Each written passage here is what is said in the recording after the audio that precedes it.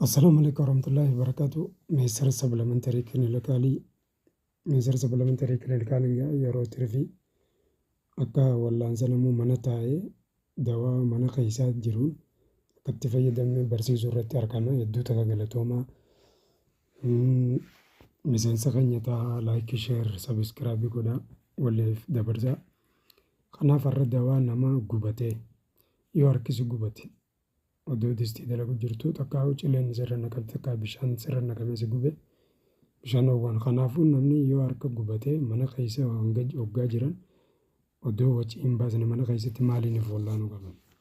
Saniifuu waa sadii dubbanna dawaa sadeen kana dhageeffadhaa irraa fayyadama viidiyoo kanaan gad xumuraatti isin jenna. Dawaa nama qaamni gubatee dhochaa'ee jechuudha kan mana keessa jiru. Kanaaf tokkoffaa mana keessa aannan hamma tokko ni fuuta qiyaasatti. Aannan ni fuuta. Boqqolloo ficaa urraa isiidha. Ficaa boqqolloo urraa isiidha hamma tokko ni fuuta. Aannanii fi boqqolloo san walitti jiistee waliin laayita wal qixxeessitee nama gubateef dawaa nama gubatee mana keessaa jechuudha. Naachuraalii dawaa uumamate ma'uun walitti jiistee jechuudha.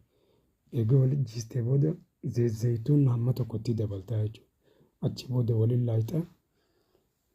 Yoo namni gubate sun qaamni isaa fodoree bishaan fuudhee dhochaawee madaawee coraan jalaa akkas fodoree ture ta'e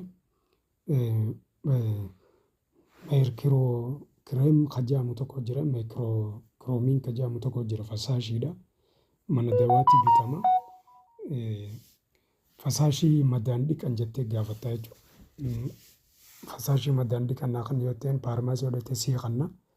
Isa saniin dhiiteeti qulqulleessitee achii booda waan walitti goote tana aannanii fi ficaa boqqollootii fi zayituun waliin laayita kana akkasii ganamaa galgala dibattaa jechuudha. Akkasuma ducheen sirraa qortee sirraa haftii jechuudha. Dawaan sadaffaadha. Akkasuma ammas wanni ati godhuu qabdu shumburaa urraa ni fuuta. Achi booda waraqatul ajiram jaanii jira. Inni kun akka saabunaatti fayyadaman biyya Arabaatti. Siiriyaa, Ordoon, Minaamin kana keessatti akka saabunaatti fayyadaman. Biyya teenya immoo akka saabuna akka fayyadaman baadiyyaa keessa barakakattee faadha. Garuu barakakattee ittiin gootama kana keessatti. Mukunni sun asitti hin argamu takka mana dawaatti yoo argatte ni gaafatta ajiram jettee jechuudha. Kanaaf shumburaa urreessiteetuma ajiram san urreessitee waliin laayitee qulqulleessituu madaata paarmaasiidhaa bitatte saniin dhiitee gubbaarra achii booda dibattaa jechuudha. Ganamaa galgala dibattaa achumatti sirraa hambisaa jechuudha.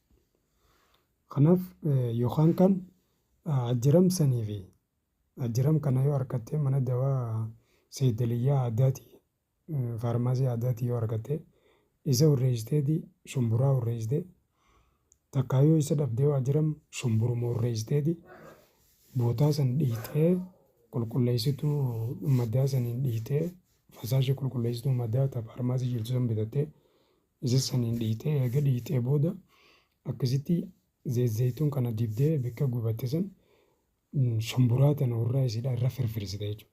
Achumatti sirraa koshofoote qortee haftii jechuudha. Kanaaf inni sadaffaadha. Fasaashii silaa qulqulleessituu madaa san ta'a faarmaasii bitattu saniin qulqulleessitee qaama ka'ee vaaziliin giraama 5 akkasuma girisilii giraama 5 akkasuma ammas maaniziin kajaamu tokko jira ka fasaashiitti giraama 5 jara kana waliin laayitee qulqulleessituu madaa keetiitiin takkaa'uu bakka gubatte saniin eega qulqulleessitee booda achi booda dibattaa jechuudha. Qaamni kan kee hoggosuma sirraa qooraa jechuudha.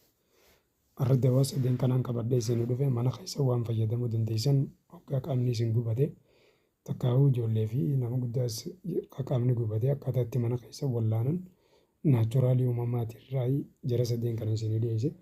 Kanaaf waan hordoftaniif hedduu takka galatoomaa gaafii qabdanii fi yaada qabdan nuuf barreessaan nuuf dawwalaa kallattiin bilbilli kan asirra jira. Haala dhibee akkamiifuu nu gaafachuu dandeessanii hedduu takka galatoomaan isiniin jaa. Laayikii, sheer, sabiskiraayib godhaa maatii keenya ta'a waliif dabarsaa isiniin jaa. hanga paartii lammaffaatti walitti deebinutti nagaan naa turan afeerraa kooti. Wassalaamu alaikum warahmatullahi wabarakatuh.